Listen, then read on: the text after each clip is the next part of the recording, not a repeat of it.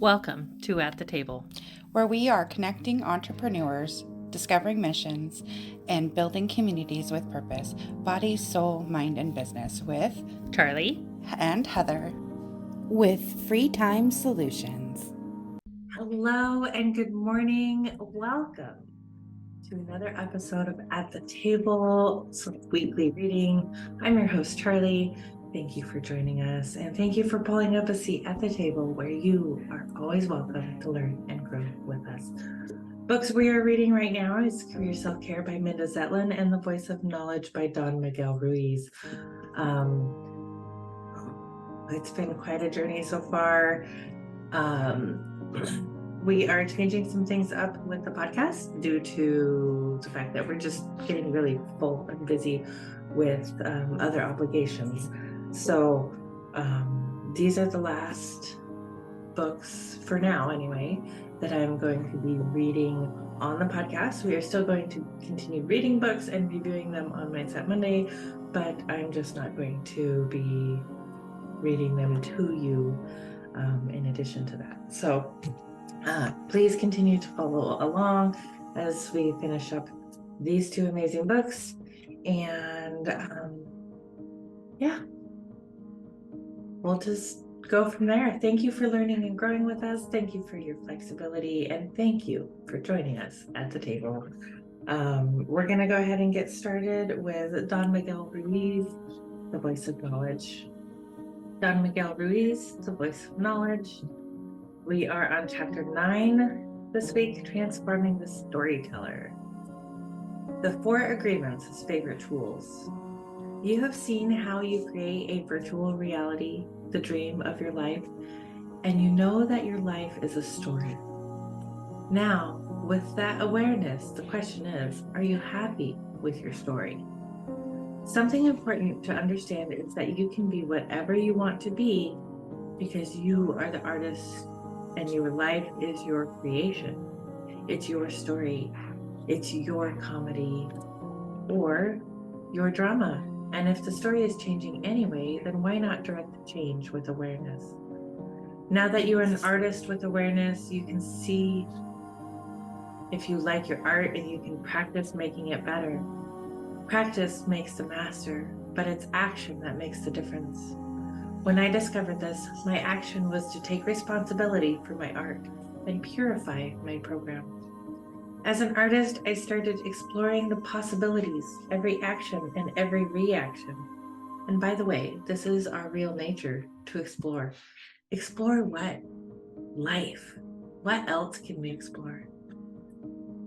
To change the story of your life is what the Toltec call the mastery of transformation.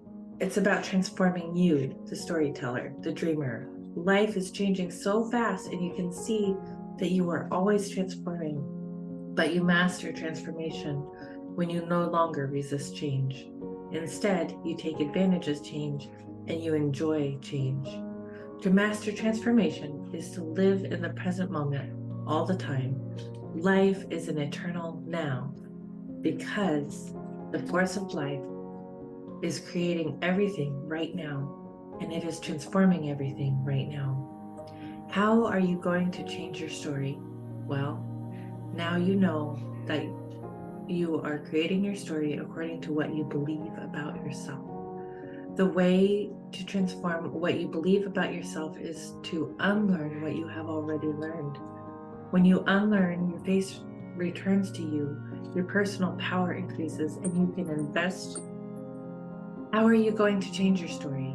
Well, now you know that you are creating your story according to what you believe about yourself. The way to transform what you believe about yourself is to unlearn what you have already learned. When you unlearn, your faith returns to you, your personal power increases, and you can invest your faith in new beliefs. If you want to know the truth, if you are ready to take your faith out of the lies, then remember, don't believe yourself and don't believe anybody else. This will give you clarity about many things, but you may need a little support to stop believing the lies and to start breaking all of the agreements that go against yourself. The 4 agreements offer this support. They are just for you, the main character of your story. These 4 simple agreements can take you all the way with your word. Don't take anything personally. Don't make assumptions, and always do your best. Many tools can help you change your story, but the 4 agreements are my favorite tools for transformation. Why? Because they have the power to help you unlearn the many ways you have learned to use the word against yourself. Just by following these agreements, you challenge all of the opinions that are nothing but superstition and lies. Be impeccable with your word because you use the word to create your story. Don't take anything personally because you live in your own story and other people live in their own story. Don't make assumptions because the most assumptions are not the truth, they are fiction. And when the storyteller makes up stories, especially about other storytellers, this creates a big drama. Always do your best because this keeps the voice of knowledge from judging you, and by taking action, you keep the voice from talking to you. The storyteller, the liar in your head, makes you use your word against yourself. It makes you take everything personally. It makes a lot of assumptions, and it makes you fail to do your best. The first agreement, be impeccable with your word, is a supreme agreement because it helps you to recognize all of the lies that rule your life. To be impeccable is to use the power of your word in the direction of truth and love. The other 3 agreements are more support for the first agreement. They are the practice that makes the master, but the goal is the first agreement. By practicing all 4 agreements, the moment comes when you experience the truth, and your emotional reaction is incredible. I have written a book about the 4 agreements, and I tried to keep it as simple as possible. The book can make you feel as if you already know the 4 agreements. And this is true because the agreements come from the real you, and the real you is exactly the real me too. Your spirit is telling you the same thing, and it's pure common sense. The book is a messenger of love. It is like an open doorway that will take you all the way to the real you, but you are the one who needs to walk the way. You need to have the courage to apply the tools to find yourself and to create your own story in your own way. You can transform your entire story just by practicing the 4 agreements. Let's take a closer look at each agreement. The first agreement, be impeccable with your word, means you never use the power of the word against yourself in the creation of your story. Impeccable means without sin. Anything you do that goes against yourself is a sin. When you believe in lies, you are using the power of the word against yourself. When you believe that nobody likes you, that nobody understands you, that you will never make it, you are using the word against yourself. Many philosophies around the world have known that lies are a distortion of the word, and some traditions call this distortion evil. I prefer to say that we are using the word against ourselves because we do not call it evil when we judge ourselves and find ourselves guilty. We do not call it evil when we reject ourselves and treat ourselves much worse than the way we treat our pets. When you are impeccable, you never speak against yourself. You have no beliefs that go against yourself, and you never help anybody else to go against you. To be impeccable means that you don't use your own knowledge against yourself, and you don't allow the voice in your head to abuse you. Maybe the first agreement, be impeccable with your word, makes a little more sense now.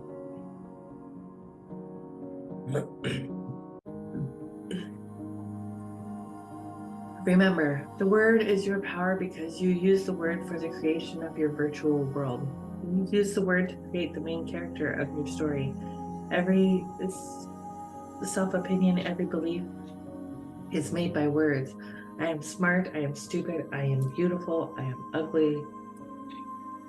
This is powerful, but your word is even more powerful because it also represents you when you interact with other dreamers. Every time you speak, your thoughts become sound, your thought becomes the word, and now it can go into other people's minds. If their minds are fertile for that kind of seed, they eat it, and now that thought lives inside of them too. The word is a force that you cannot see, but you can see the manifestation of the force, the expression of the word, which is your own life. The way to measure how you use the word is by your emotional reaction. How do you know when you are using the word impeccably? Well, you are happy. You feel good about yourself. You feel love. How do you feel when you are using the word against yourself? Well, when you are suffering with envy, with anger, with sadness, suffering all kinds of the result. Suffering of all kinds is the result of misusing the word. It is the result of believing in knowledge contaminated with lies. If you clean up the word, you recover the impeccability of the word, and you never betray yourself again. If you agree to be impeccable with your word, this is enough for you to return to the paradise that humans lost. It is enough to bring you back to the truth and to transform your whole story. Be impeccable with your word. Very simple. The second agreement, don't take anything personally, helps you to break many lies you agreed to believe in. When you take things personally, you react and feel hurt, and this creates emotional poison. Then you want revenge. You want to get even, and you use the word against other people. Now you know that whatever somebody projects onto you is just like Picasso saying, "This is you." You know that it's just the person's storyteller simply telling you a story. Not taking anything personally gives you immunity to emotional poison in all your relationships. You no longer lose control and react because you are emotionally hurt. This gives you clarity, which puts you a step ahead of other people who cannot see their own stories. The second agreement guides you in breaking hundreds of little lies until it hits the core of all of the lies in your life. When this happens, the whole edifice of knowledge collapses, and you have a second chance to create another story in your own way. The Toltec call this losing the human form. When you lose the human form, you have the opportunity to choose what to believe according to your integrity. When you were a child, you used your attention to create the first dream of your life. You never had the opportunity to make a choice about what to believe. Everything you agreed to believe was imposed upon you. Now you have an opportunity you didn't have when you were a child. You can use your attention for the second time to base your story on the truth instead of on lies. The Toltec call this the dream of the second attention. I call it your second story because it's still a dream. It's still a story, but now it's your choice. When you lose the human form, your will is free again. You recover the power of your faith, and what you can do with that faith has no limits. You can recreate your life in a big way if this is what you want. But the goal is not to save the world. No. The only mission that you have in life is to make yourself happy. That's it. It's that simple. And the only way you can make yourself happy is to create a story that will make you happy. Anything can happen to any of us. You cannot control what is happening around you, but you can control the way you tell the story. You can relate to the story as a big melodrama and be sad and depressed about everything that happens to you, or you can relate to the story without all the drama. The third agreement, don't make assumptions, is a big ticket to personal freedom. What is going on when we make assumptions? The storyteller is making up a story. We believe the story and we fail to ask questions that might shed some light on the truth. Most of our dream is based on assumptions, and these assumptions create a whole world of illusion that is not true at all, but we believe it. Making assumptions and then taking them personally is the beginning of hell in this world. Humans create so many problems because we make assumptions and believe they are the truth. Almost all of our conflicts are based on this. To be aware is to see what the truth is, to see everything the way it is, not the way we want it to be. To justify what we already believe. To be aware is to see what is truth, to see everything the way it is, not the way we want it to be, to justify what we already believe. The mastery of awareness is the first mastery of the Toltec, and we can also call it the mastery of truth. First, you need to be aware that the voice in your head is always telling you a story. You are dreaming all the time. It is true that you perceive, but the way the storyteller justifies, explains, and makes assumptions about you, or what you perceive, is not the truth. It's just a story. Next, you need to have awareness that the voice of the storyteller in your head is not necessarily your voice. Every concept in your head has a voice that wants to express itself. It is dreaming. It is just a story trying to catch your attention and justify its own existence. The other part of you, the part who is listening, the one who is dreaming the dream, is the one who is being abused. Finally, you need to practice awareness until you master awareness. When you master awareness as a habit, you'll always see life the way it is, not the way you want to see it.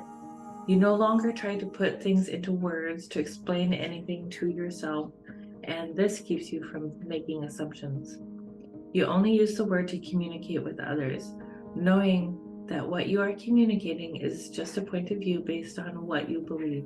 And what you believe is just a program. It's nothing but ideas that are mostly lies. That is why you need to listen and ask questions. With clear communication, people will give you all of the information you need, and you won't have to make assumptions. The fourth agreement is always do your best. When you do your best, you don't give the voice of knowledge an opportunity to judge you. If the voice doesn't judge you, there's no need to feel guilty or to punish yourself. Doing your best, you are going to be productive, which means you are going to take action. Doing your best is about taking action and doing what you love to do because it's the action that makes you happy. You are doing it because you want to, not because you have to. The best moments of your life are when you are authentic, when you are being yourself, when you are in your creation and you are doing what you love to do. You become what you really are again. You are not thinking in that moment, you are expressing. When you are doing your best in your creation, the mind stops. You are alive again. Your emotions are coming out and you don't even notice how great you feel. The action, just the action, makes you feel great. When you have inaction, your mind has to have action, and that is an open invitation for the voice of knowledge to talk to you. But when you are absorbed in what you are doing, the mind hardly speaks. When you are creating, the voice of knowledge is not there, even if you are using the words in your art. If you are writing a poem, you are not thinking about the words you will use to write the poem. You are simply expressing your emotion. The words are the instrument. They are the code that you use for expression. If you are a musician who is playing music, there is no difference between you and the music. At the same time, you are creating the music. You are the one who is enjoying every note, every sound. You become one with what you are doing, and it's a supreme pleasure. Anyone who is a musician will know what I am talking about. You are expressing what you really are, and this is the greatest thing that can happen to anybody. Just expressing yourself leads you into ecstasy because you are creating. This is life as an art. Doing your best is about trusting in yourself and trusting in creation, the force of life. You set a goal and go for it 100%, without any attachment to anything in it. You don't know if you are going to reach your goal, and you don't care if you do. You go for it. And when you reach the goal, it's wonderful. And if you don't reach the goal, that's wonderful too. Either way, you're complete because love in motion is a wonderful thing. Taking action is an expression of yourself. It's the expression of the spirit, and it's your creation. I encourage you to take responsibility for every decision you make in life. No decision is right or wrong. What matters is the action that follows your choice. Everything in life is just a choice. You control the dream by making choices. Every choice has a consequence, and a dream master is aware of the consequences. We can also say that for every action, we experience a reaction. If your knowledge is the action and your emotions are the action, then you can see why becoming aware of the voice of knowledge is so important. The voice of knowledge is always sabotaging your happiness. In the happiest moments of your life, you are playing, you are acting like a child, but the voice comes into your head and says, "This is too good to be true." Let's put our feet back on the ground and get back to reality. And the reality that the voice of knowledge is talking about is suffering. Life can be so wonderful. If you love yourself, if you practice doing your best, very soon it becomes a habit. When doing your best becomes a habit, everything is set up for you to always be happy, just as you were when you were a very young child. But first, you need to stop the internal dialogue. This is one of the biggest miracles that many humans can experience. If you can stop the voice from talking to you, then you are almost free from being abused by all of the lies. People have asked me if I encourage the use of a mantra to eliminate the internal dialogue. Well, I encourage you to use any trick that you can find to stop the chatter. There is no kitchen recipe. You can explore any number of ways until you find your own way. For some people, a mantra might be the miracle. For other people, meditation, contemplation, or music could be the miracle. For others, walking outdoors or just surrounding themselves with natural beauty could be the miracle. It could be dancing, yoga, running, swimming, or any exercise. It's up to you. When I was a teenager, my grandfather told me, music is the solution to stopping the voice in your head. Replace the voice with music because you cannot explain music. How can you explain the Fifth Symphony of Beethoven? You can use your opinions, but you can't explain it. You need to play it. I understood what my grandfather said, but I didn't like his music. My grandfather liked classical music, so I refused that method completely. I told him, I don't think so. It's boring. Of course, I was listening to music anyway, but the music I liked was the Beatles. Well, the lyrics were in English, and I only spoke Spanish at the time. I knew every word to the songs, but the words had no meaning for me. If there was any drama in those songs, I didn't perceive it as drama. I perceived it as beauty. Listening to the Beatles really worked for me because the voices were just like another instrument, and the music occupied the space of the voice of knowledge. There were times when the voice was there, but there were times when there was no voice. I liked the music so much that if I was not putting my attention on anything else, there was only music in my head. I started doing this without awareness because although I had heard what my grandfather said, I had made the assumption that he was talking about classical music. Well, the music can be drums, trumpets, or any kind of instrument, as long as there are no words in a language that you know how to hook your attention. The problem is when the music has words that have meaning to you, and you can think about the words. There are many ways to quiet the mind if you just use them. But from my point of view, practicing the 4 agreements is the best way.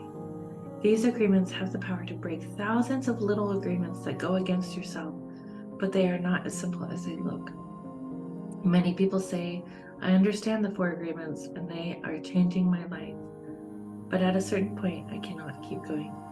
Well, you cannot keep going because in that moment you are facing a strong belief, and the faith you invested in that belief is stronger than the faith you have available to change that belief. That is why it's important to practice recovering your faith with little beliefs. Then you can go for the stronger beliefs. Every time you practice the 4 agreements, their meaning goes a little deeper. When you read the book, The 4 Agreements, for the second time or the third time, at a certain point, it seems as if you are reading a different book. And it seems like a different book because you have already broken many little agreements. Now you can go a little deeper. And you go deeper and deeper until the moment comes when you open your spiritual eyes. When you finally transform, your life becomes a masterpiece of dreaming, an expression of your emotional body, just the way it was before knowledge. Points to ponder. The way to transform what you believe about yourself is to unlearn what you have already learned. When you unlearn, your faith returns to you, your personal power increases, and you can invest your faith in new beliefs. The 4 agreements have the power to help you unlearn the many ways you have learned to use the word against yourself. By following these agreements, you challenge all of the opinions that are nothing but superstition and lies. Be impeccable with your word. Don't take anything personally. Don't make assumptions. Always do your best. When the edifice of knowledge collapses, you have a second chance to create a story according to your integrity. You can use your attention for the second time to make a story based on the truth instead of on lies. In the dream of the second attention, you recover the power of your faith. Your will is free again, and what you can do with that has no limits. When you are absorbed in what you are doing, the mind hardly speaks. You're expressing what you really are, and just the action makes it great. When there is inaction, your mind has to have action, and that is an open invitation for the voice of knowledge to talk to you. The best moments of your life are when you are authentic, when you are being yourself, when you are in your creation and you are doing what you love to do. You become what you really are again. You are not thinking in that moment, you're expressing. Your emotions are coming out and you feel great. Every time you practice the 4 agreements, their meaning goes deeper and deeper until the moment comes when you open your spiritual eyes. Then your life becomes an expression of your emotional body, just the way it was before knowledge. Your Self-Care by Minda Zetlin.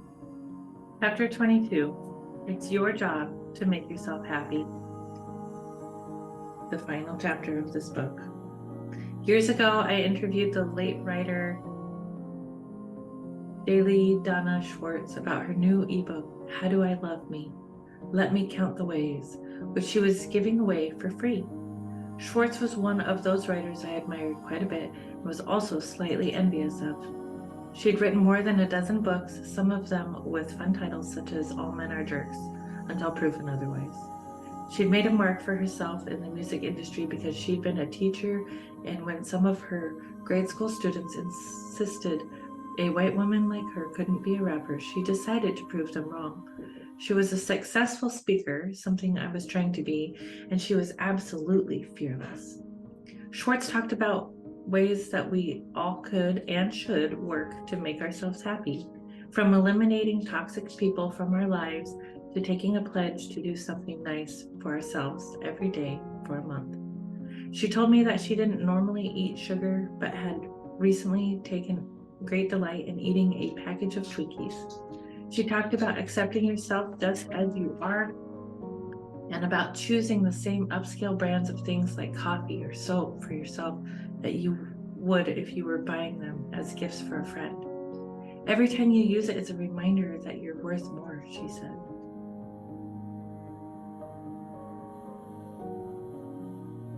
The column I wrote from our interview is titled 11 Simple Ways to Make Yourself Happy Every Day, and I think it has been viewed more than any other column I've written. It's been 7 years since it was published, but month after month, thousands of people read it. Most of them seem to have found the piece through Google, and I love this. It suggests that lots of people out there are searching phrases like how to make myself happy or how to be happy. Those people are on the right track, so long as you don't harm anyone else. It's your job to make yourself happy as happy as you can possibly be. I realize this is very predictable advice in a book that has self-care in its title, but whether your chief concern is your own happiness, the happiness of those around you, or even making the world a better place, it's still great advice to follow. Robert Louis Stevenson wrote, "There is no duty we so much underrate as the duty of being happy," said Gretchen Rubin, author of The Happiness Project and Happier at Home, among other books. I interviewed her because she has studied happiness and its value perhaps more than anyone else in the world. I thought about this a lot, she said. What does it mean to have a duty to be happier? In a world full of suffering and injustice, some people might think trying to make yourself happy is inexcusably selfish and possibly amoral. But that's the wrong way to look at it, she explained. People who are unhappy may be defensive and isolated. In fact, research shows that happier people are more interested in the problems of other people and the problem of the world. They are more likely to vote, they're more likely to volunteer, and they may give away more money. They have healthier habits, they make better team members and better leaders. They're more patient, they have a better sense of perspective and a better sense of humor. Seeking happiness truly is a win-win proposition. So how do you become happy? Hunting down happiness is more difficult than it might seem, partly because research has shown most of us are really bad at knowing beforehand what will and won't make us happy. In fact, Oliver Burkeman argues the best way to find happiness is not to aim for it at all, because if you do, you likely won't get there. You do have a responsibility, but it's to meaning, he says. If you get that right, something like happiness, more often than not, might come along for the ride.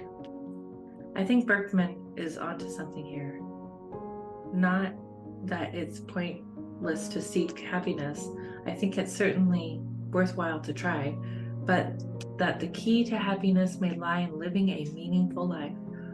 Whatever that is to you, in the search for happiness, pay attention to what brings meaning to your life. Whether it's taking care of your family, doing what you consider to be important work, or even growing rare orchids like narrow wolf.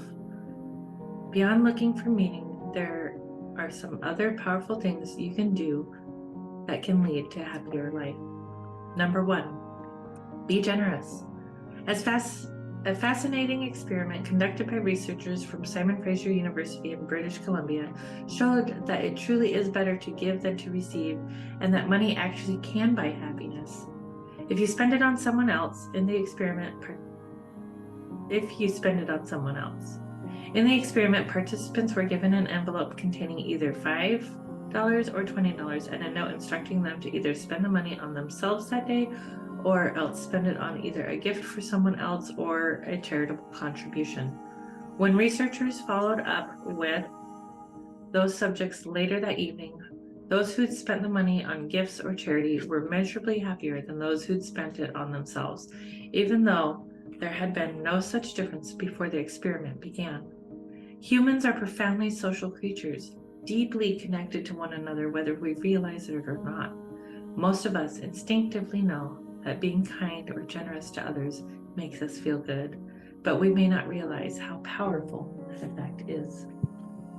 Number 2, step outside your comfort zone. One way to make yourself happy that Ruben surprised her.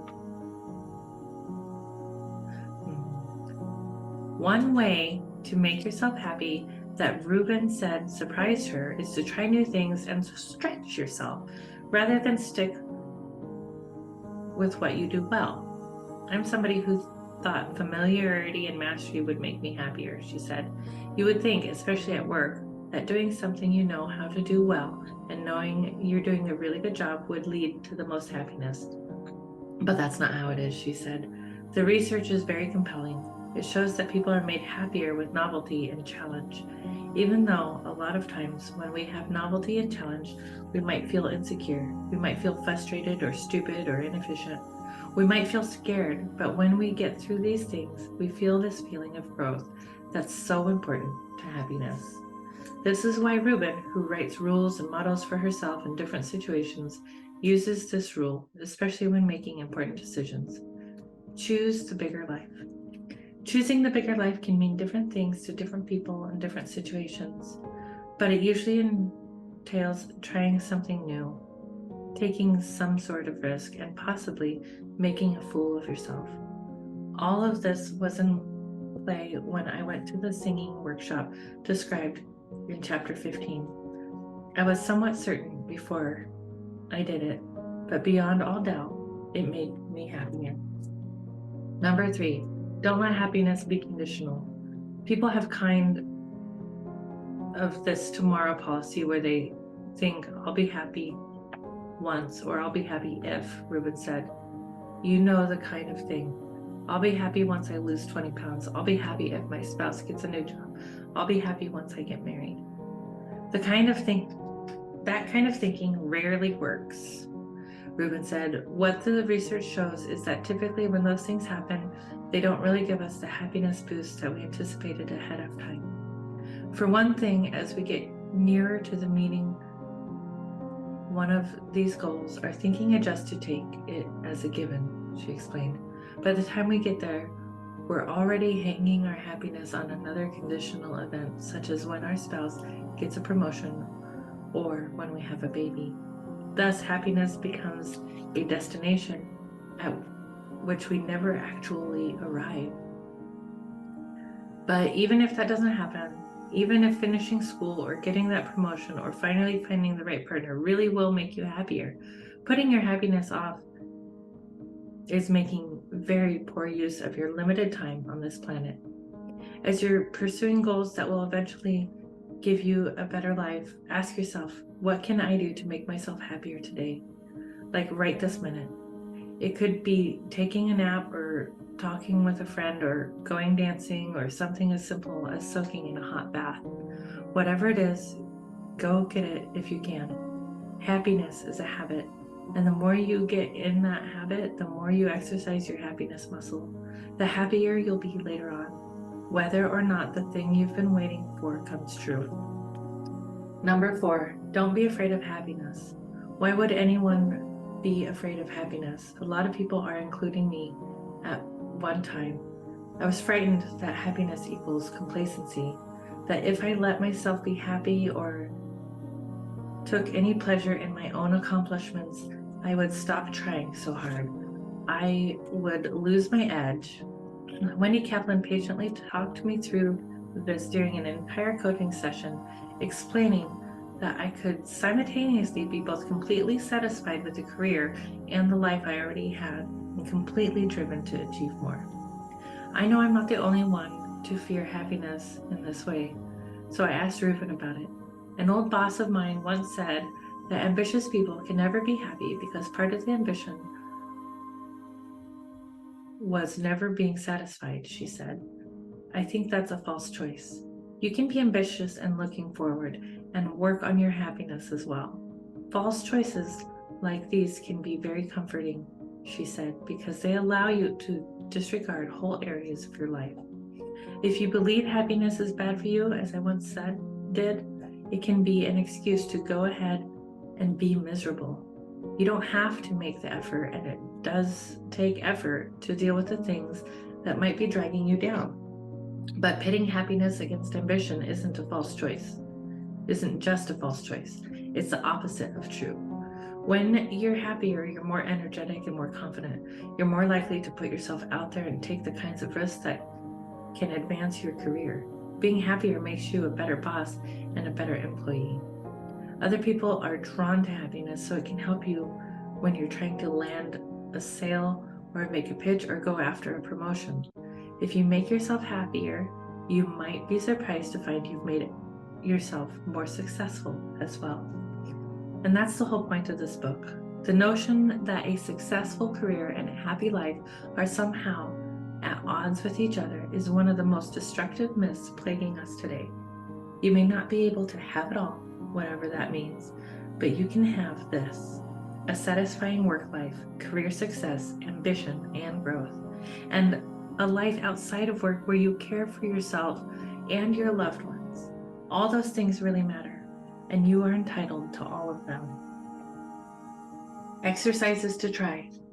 Number 1, make a happiness list. 5 years ago, when my career was going well, but I wasn't feeling much joy in my life, Kaplan challenged me to do this exercise, and I'm glad I did. Make a list of all the things that bring you happiness, which could be anything from horseback riding, which was on my list, to talking to your kids, to baking cake, to reading mystery novels. Now, see how many of these things you can fit into your daily, weekly life. It's like the most fun to-do list ever. Number 2, try random acts of kindness. The classic random act of kindness is to pay for the car behind you at a toll booth or drive-through restaurant.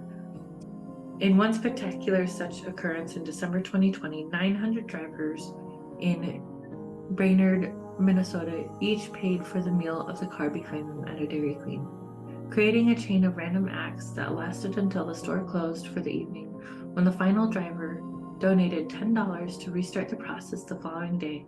It continued for 2.5 days.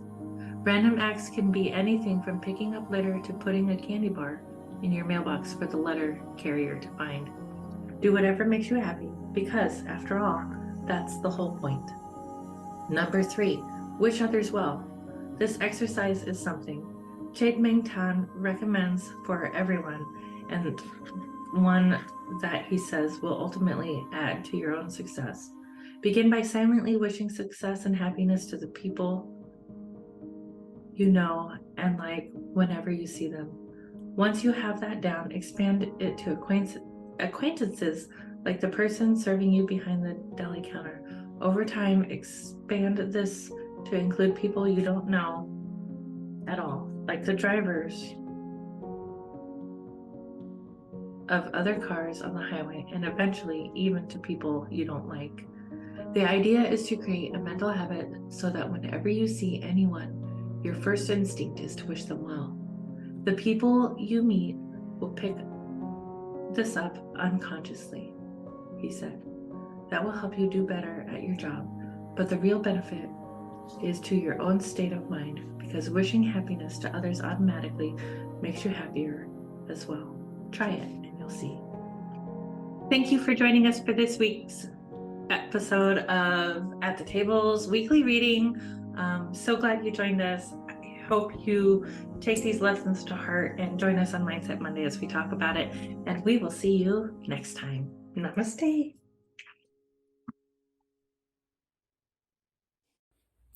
As entrepreneurs, we have a unique opportunity to make a positive impact in the world around us. In a time when the world is shifting towards supporting local businesses and embracing community-driven initiatives, it becomes even more important for us to give where our heart leads us. At the table, we believe in the power of giving back, and that's why we have our cause of the quarter. This quarter, we are proud to support Perfect Pals, a local organization dedicated to rescuing and providing care for stray cats in our community. By supporting local causes like Perfect Pals, we not only make a difference in the lives of those in need, but we also contribute to the growth and well-being of our local community. We believe in small acts of kindness, and they can create a ripple effect of positivity, inspiring others to do the same.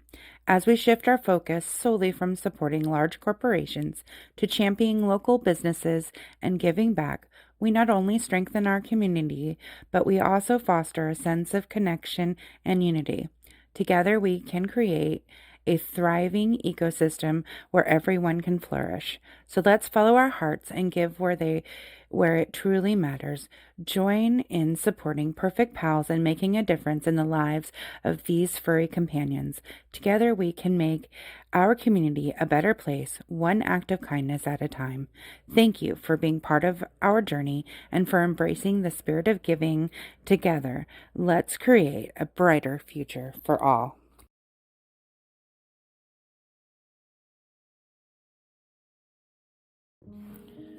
Are you tired of juggling endless tasks, struggling to find time for what truly matters?